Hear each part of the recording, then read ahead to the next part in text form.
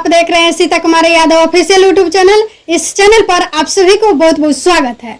तो आप लोगों के लिए बहुत बहुत खुशखबरी की बात है। क्या खुशखबरी की बात है, या तो आप लोगों को वीडियो अंत होते होते पता चल ही जाएगा कि क्या खुशखबरी की बात है। उससे पहले आप लोगों को बता दें कि भारतीय डाक विभाग का वैकेंसी आने वाला है, कितने पदों पर आएगा, इसकी योग्यता चयन प्रक्रिया यानी कि संपूर्ण जानकारी आप लोगों को इस वीडियो में देंगे।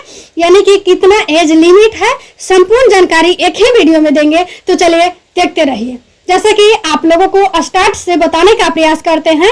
जैसे ही आप लोग ऑफिशियल वेबसाइट पे जाइएगा, जैसे कि आप लोग देख रहे होंगे यह ऑफिशियल वेबसाइट है। जैसे ही आप लोग ऑफिशियल वेबसाइट पे सर्च कीजिएगा तो आप लोगों को यहाँ पे नोटिफिकेशन देखने को मिलेगा, यानी कि यह न्यू नोटिस आया हुआ है। यहाँ पे न्यू शो भी हो रहा है। आप लोग अगर इंग्लिश में देखना चाहते हैं नोटिस तो इंग्लिश में भी देख सकते हैं, और हिंदी में देखना चाहते हैं तो हिंदी में भी देख सकते हैं। तो कोशिश करेंगे कि दोनों में आप लोगों को बता दें, लेकिन सबसे पहले आप लोगों को हिंदी में बताने का प्रयास करते हैं, क्योंकि कई सारे अभ्यर्थियों का हिंदी में ही समझना बहुत बेहतरीन समझते हैं। तो चलिए देखते रहिए।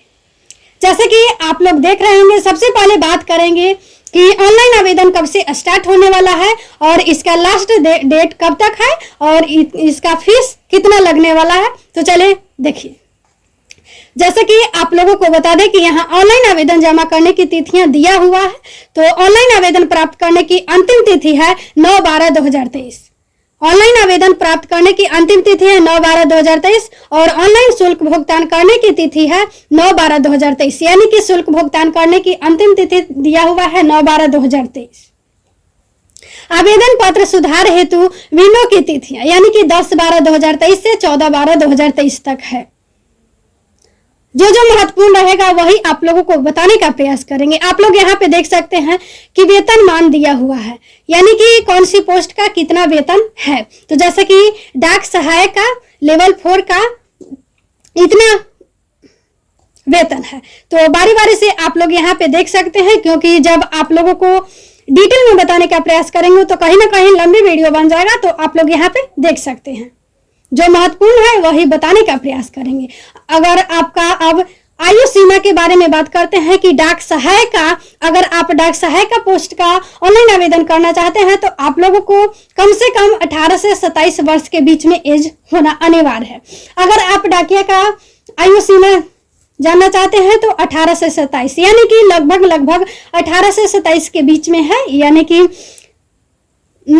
मल्टी टास्किंग स्टाफ का केवल 18 से 25 है, अन्यथा इसके अलावा जो पोस्ट है उसका लगभग 18 से 27 के बीच में आयु सीमा है आपका। तो आप ऑनलाइन आवेदन कर सकते हैं इस पोस्ट पर। और इसका आगे देखते हैं क्या दिया हुआ है। जैसे कि आप लोगों को बता दें, यहाँ पे क्वालिफिकेशन के बारे में भी दिया हुआ है, ये भी आप लोगों को बताते हैं। थोड़ा सा वेट कीजिएगा, क्योंकि कई सारे यहाँ पे पेज दिया हुआ है। तो जो महत्वपूर्ण रहेगा केवल वही बताने का प्रयास करेंगे, क्योंकि जब आप लोगों को लाइन वाइज बताने लगेंगे तो कहीं ना कहीं 1 से 1.5 घंटा का भी वीडियो बन सकता है। तो हम नहीं चाहते हैं कि आप लोगों को इतना टाइम वेस्ट हो। जो महत्वपूर्ण है वही बताने का प्रयास करेंगे। जैसे कि आप लोग देख सकते हैं कि अंतिम मेरिट सूची में आने वाले उम्मीदवारों को सत्यापन के समय निम्नलिखित मूल दस्तावेज प्रस्तुत करने होंगे। यानी कि जमा किए गए आवेदन पत्र का प्रिंट आउट होना अनिवार्य है। आवेदित पद यानी कि पदों के लिए आयु, शैक्षणिक और अन्य योग्यता से संबंधित वैध दस्तावेज, कंप्यूटर का ज्ञान प्रमाण पत्र यानी कि कंप्यूटर का ज्ञान आप लोगों के पास होना चाहिए। अगर कंप्यूटर का ज्ञान नहीं है तो यह शायद ऑनलाइन आवेदन इसमें नहीं कर सकते हैं। जन्म तिथि का प्रमाण पत्र जैसा कि ऑनलाइन आवेदन के दौरान प्रस्तुत किया गया था।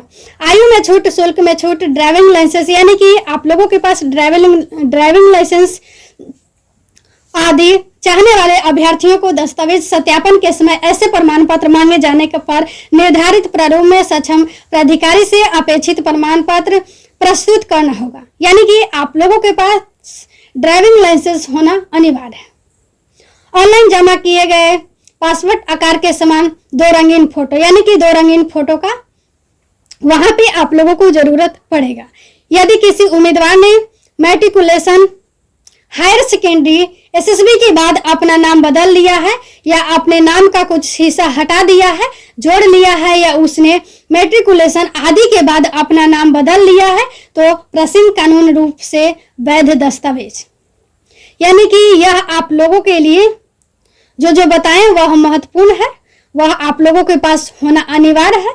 और एक और महत्वपूर्ण आप लोगों के पास होगा, यह 10th पास आप लोगों को क्वालिफिकेशन, यानी कि 10th पास आप लोग रहेंगे तो यह ऑनलाइन आवेदन कर सकते हैं। इस पोस्ट का अलग अलग पोस्ट दिया हुआ है, इसमें भी 10th पास दिया हुआ है, आप लोगों को दिखाने का प्रयास करेंगे। कई सारे पेज हैं तो थोड़ा सा टाइम लगेगा, यानी कि आवेदन शुल्क आप लोगों को 100 रुपीज यानी कि 100 रुपया लगेगा आवेदन करने में। महिला उम्मीदवारों, ट्रांसजेंडर उम्मीदवारों और अनुसूचित जाति एससी, अनुसूचित जनजाति एसटी में बेंचमार्क विकलांग व्यक्तियों और आर्थिक रूप से कमजोर वर्ग के उम्मीदवारों को शुल्क के भुगतान से छूट दी गई है। यानी कि छूट भी दिया गया है। शुल्क का भुगतान यूपीआई, नेट बैंकिंग, क्रेडिट या डेबिट कार्ड आदि के माध्यम से ऑनलाइन किया जा सकता है। आवेदन प्राप्त होने की अंतिम तिथि तक उम्मीदवार ऑनलाइन शुल्क का भुगतान कर सकते हैं। जिन उम्मीदवारों को शुल्क के भुगतान से छूट नहीं मिली है, उन्हें यह सुनिश्चित करना होगा कि शुल्क भुगतान सफलतापूर्वक हो गया है। ऐसे आवेदन जो शुल्क का भुगतान न करने के कारण अधूरे रह गए हैं, उन्हें सरसरी तौर पर खारिज कर दिया जाएगा और अंतिम तिथि के बाद ऐसे आवेदनों पर विचार करने और शुल्क भुगतान के किसी भी अनुरोध पर विचार नहीं किया जाएगा। इसीलिए उम्मीदवारों को सलाह दी जाती है कि वे पहले से ही शुल्क का सफल भुगतान सुनिश्चित कर ले। यानी कि अगर आप लोगों ने आवेदन कर दिए हैं और वहां पे पेमेंट नहीं किए हैं तो आप लोगों को आवेदन वह रद्द माना जाएगा, वह आप लोगों को संपूर्ण तरीके से आवेदन नहीं माना जाएगा। आवेदकों पत्र में सुधार के लिए विंडो यहाँ पे दिया गया है। आप लोगों को हो सके तो यहाँ पे स्क्रीनशॉट ले लीजिए और डिटेल में आप लोग पढ़ने का प्रयास कीजिएगा। ये तो आप लोगों को बताने का प्रयास किए हैं कि क्या क्या चाहिए आप लोगों को। एक और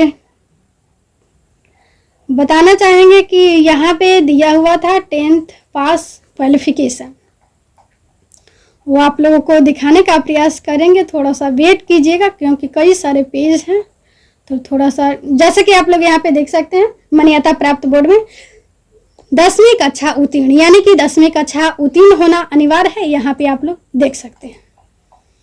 तो इस पोस्ट में कई सारे पोस्ट हैं, 2-4 पोस्ट है ही, लगभग 4 से 5 पोस्ट है। तो सभी का अलग अलग आयु सीमा भी है और अलग अलग पोस्ट पे अलग अलग तरीके से वहाँ पे कुछ खोजा भी जाएगा।